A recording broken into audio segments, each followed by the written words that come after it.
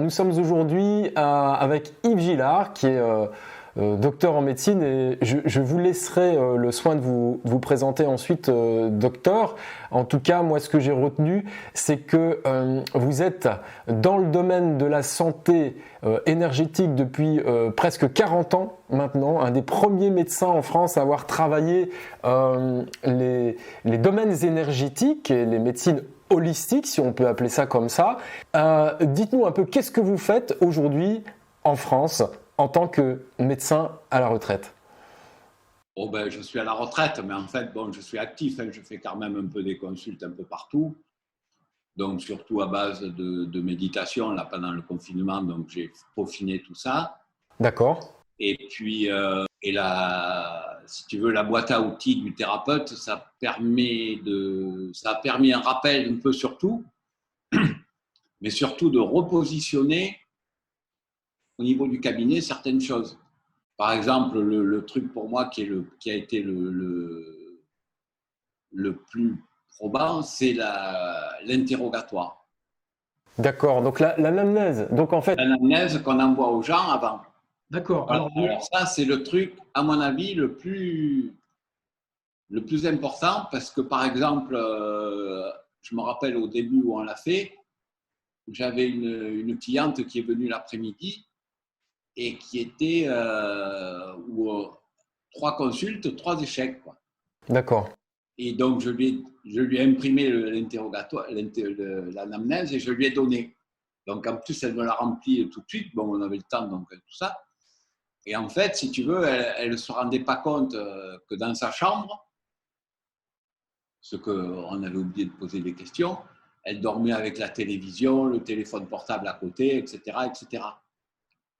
Donc, à la fin de la consulte, je lui ai dit, ben, vous me virez toute votre chambre, vous faites mettre un rupteur à l'entrée de la chambre, comme ça coupe toutes les gaines électriques qu'il y a dans les murs. Pollution électromagnétique. Et vous allez voir, ça va aller tout seul, quoi, hein. Et puis après, vous faites vérifier votre prise de terre, c'est tout. Donc en fait, ce que vous êtes en train de nous dire, docteur, c'est que malgré toute votre expérience d'homéopathe en médecine chinoise, en médecine quantique, bioélectronique de Vincent, cristallisation sensible, huiles essentielles, bilan de santé énergétique, malgré toute votre expérience, vos 40 années d'expérience, dans ce questionnaire, je pense que c'est un questionnaire, c'est le questionnaire santé d'ailleurs, et qui pour un médecin s'appelle une anamnèse. Finalement, il y avait un point essentiel qu'on avait oublié, c'est les pollutions électromagnétiques. Et d'ailleurs, il y a une session de partage, ça doit être la session 4, sur comment nettoyer son cabinet énergétique, de manière énergétique. Et puis vous, finalement, vous avez rebondi en disant, mais voyons voir aussi ce qui se passe sur les pollutions électromagnétiques chez cette personne qui dort mal, qui n'est pas bien. Et vous y avez trouvé les réponses malgré déjà toute votre expérience. Donc, ça vous a permis en quelque sorte peut-être de restructurer votre anamnèse, votre questionnaire santé? Oui, puis parce que bon, moi je faisais pas trop de. Maintenant, bon, je suis à la retraite, donc je fais pas trop de dossiers. Mais là, en fait, ça oblige à se reconcentrer dessus et que les gens aient. Où ça permet de voir d'une fois sur l'autre comment ça évolue, etc., etc. D'accord. Et puis, ce qui est important aussi dans ce questionnaire, c'est de s'apercevoir si les gens ont vraiment envie de guérir ou pas, ou jusqu'où ils veulent aller. Très bien. Donc ça, ok, je comprends ce que vous voulez dire. Donc finalement, vous travaillez avec des objectifs et le questionnaire vous a permis de vous rendre compte que parmi le but à atteindre par le patient, par le sujet, eh bien parfois on oublie certaines choses et que c'est ces petites choses qui peuvent nous faire perdre 3 consultations finalement alors qu'on n'était pas sur le sujet. Ah ben oui, mais c'est sûr. Donc, ce qui est aussi important, c'est la simplicité. D'accord, d'accord. La simplicité, et puis que les jeunes qui démarrent ne se prennent pas la tronche, ils ont le temps, ils peuvent faire ça avec le temps et ne pas se dire, bon là j'ai encore 3 vidéos à regarder, il ne faut pas se prendre la tête avec ça parce que ça ne sert à rien. Et puis d'avancer pas à pas, voilà, c'est tout, hein, le truc. Après, ce qu'il y avait d'important dans la boîte à outils du thérapeute, c'est aussi le fait d'avoir un plan, quoi. Hein. Mais ça, c'est avec le questionnaire, on peut fixer tout ce qui se passe au niveau consulte avec les personnes, quoi. Hein. On arrive à avoir un planning, disons. Moi, ça m'a permis de recadrer, en fait, au niveau de toutes les consultes, même quand les gens viennent et qu'on leur fait un home scan. Bon, même dans l'home scan, j'ai changé. Hein. Je commence par les fascias, etc. Donc, j'ai fait un planning. D'accord. Donc ça c'est dans Thérapeute Quantique 2022 où effectivement un des programmes de la formation chez Biorésonance et Santé où on parle finalement que nos émotions se cristallisent dans nos fascias et ça serait même l'origine de nos mots, hein, sont quand même des découvertes assez récentes et vous parlez de l'Homescan, ça c'est un appareil de biorésonance que vous avez depuis quelques années maintenant. Donc finalement vos consultations, puisque vous exercez au nord de Marseille, c'est ça ? Oui, à Aix-en-Provence, à côté. Juste à côté, à Aix-en-Provence. Peut-être un petit avis sur le professeur Raoult, parce que on sait que c'est au CHU, c'est ça, de Marseille. Oui, à la Timone, oui. Il y avait tous les jours pendant le confinement, il y avait entre 700 et 1000 personnes qui faisaient la queue. Alors pourquoi on va voir une sommité mondiale entre 700 et 1000 personnes qui a des résultats et cette sommité mondiale finalement en période la plus opportune, un expert mondial dans le domaine de l'immunité, on se rend compte qu'on n'a pas vraiment écouté. Est-ce que vous avez un avis là-dessus ? Moi je lui ai envoyé une dizaine de malades et puis moi j'en ai soigné 2 ou 3 là aussi en parallèle. Et c'est vrai que moi j'ai même un ami perso qui est tombé dans le coma, qu'on a hospitalisé pas à Marseille mais à Arles et qui s'est réveillé le lendemain de son coma, à qui on a donné la chloroquine et l'azithromycine tout de suite, associé avec du desmodium donc pour le foie. Très bien. Et une semaine après, il était chez lui, quoi. Non, mais on en revient à la même chose, c'est que tous ces pontes-là de Paris, ils sont aveuglés par le double aveugle dans les techniques. Ils ont leur technique, le truc, et Raoult, il n'a pas fait ça. Lui, il a pris la guerre comme à la guerre, comme disait le président, là. C'était la guerre, donc à la guerre, on fait comme à la guerre. Il y a les gens, ils arrivent, on bilante, on traite et on suit. Voilà. Et là, c'est une organisation, même dans Thérapeute Quantique ou dans la boîte à outils, c'est ce qu'on essaye de montrer aux jeunes, quoi. Et aux plus âgés, ça leur permet de se réaligner sur autre chose. Ça leur permet d'améliorer toutes leurs connaissances et en plus les méthodes de travail. C'est ça. Parce que même en géobiologie, ne serait-ce que le fait de prendre 5 ou 10 minutes entre chaque client, d'aller se balader ou de bien se laver les mains jusqu'au coude. Hein.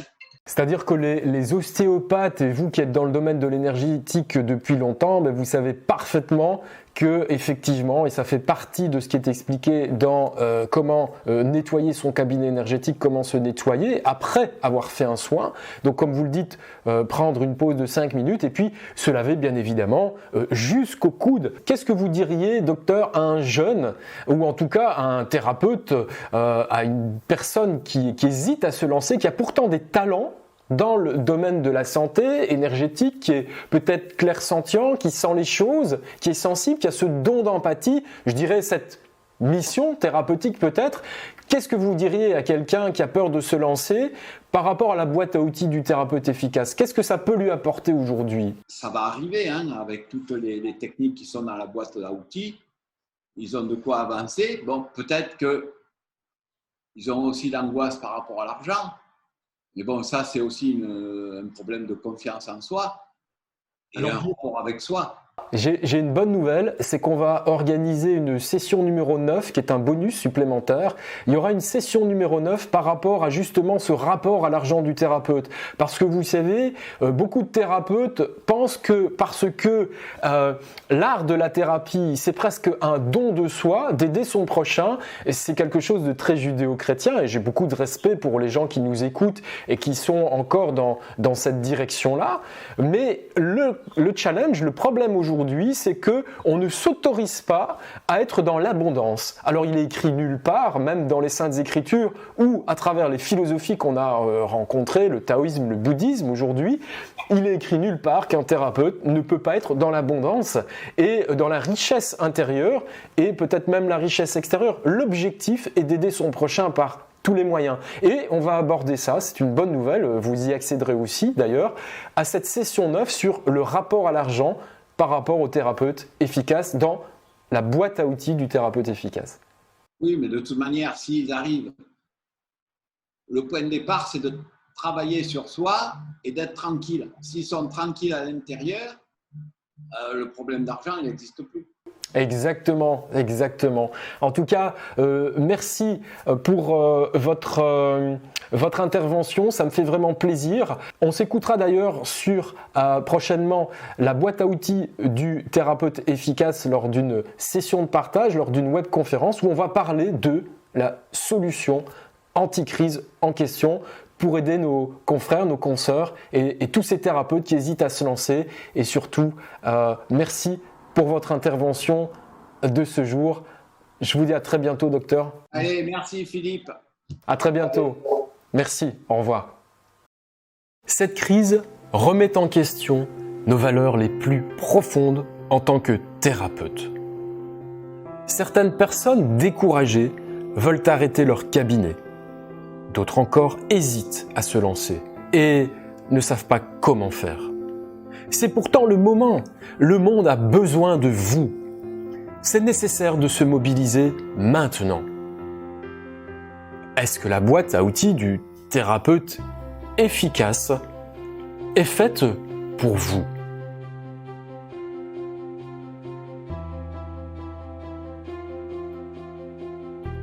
C'est fait pour vous si vous voulez améliorer votre efficacité thérapeutique, tout en ajoutant une nouvelle corde à votre arc. Si vous voulez savoir, pour vous-même, que vous êtes un vrai thérapeute qui agit comme un professionnel reconnu. Si vous voulez vous reposer sur des méthodologies éprouvées, surtout lorsque vous doutez de vous-même. Entre nous, cela arrive même aux meilleurs. Si vous êtes parfois aussi sujet aux critiques non fondées dans votre domaine thérapeutique, alors oui, c'est fait pour vous. S'il est difficile pour vous de démontrer votre approche, même si vous savez qu'elle fonctionne, alors oui, c'est fait pour vous. C'est fait pour vous si vous vous sentez parfois seul face à des problématiques quotidiennes, comme la visibilité de votre cabinet, la gestion de votre temps, les challenges juridiques, les doutes ou peurs récurrentes. Suis-je assez bon ?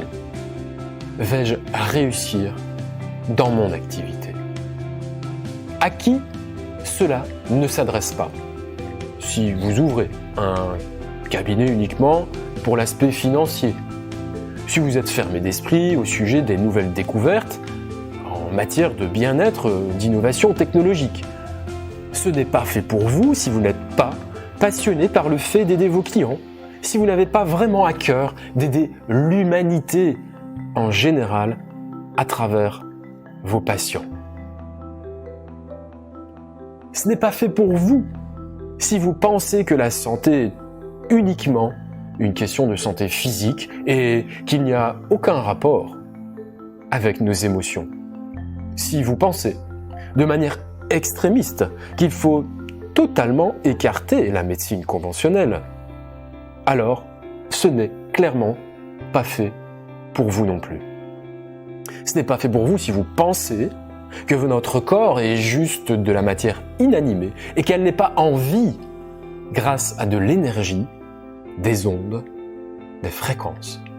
Si vous pensez qu'il n'est pas possible de faire des liens entre la médecine conventionnelle et les médecines énergétiques et ou alternatives, alors clairement, vous pouvez sauver votre temps et quitter cette présentation dès maintenant.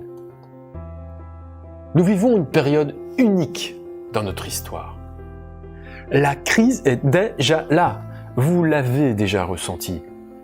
De nombreux cabinets ont du mal à régler leur loyer, d'autres ont besoin de liquidités pour leur crédit, et d'autres encore se demandent ce qu'ils vont pouvoir faire si la situation ne s'améliore pas très rapidement. Avez-vous un plan détaillé ayant fait ses preuves pour identifier clairement les prochaines actions à réaliser pour sauver votre cabinet, votre projet? Récupérer le chiffre d'affaires perdu de votre activité. Rassurer vos patients, les conseiller en cette période difficile, sécuriser votre rêve de garder votre cabinet, quelle que soit la situation sanitaire ou économique. Devenir un thérapeute efficace qui ne connaît pas la crise, ni aujourd'hui, ni demain. Vous avez envie de reprendre le contrôle de votre future activité? Si vous regardez cette présentation aujourd'hui, c'est que peut-être vous avez ressenti l'envie, peut-être même le besoin de ne pas rester les bras croisés face à cette crise. Ensemble, nous sommes plus forts. Merci.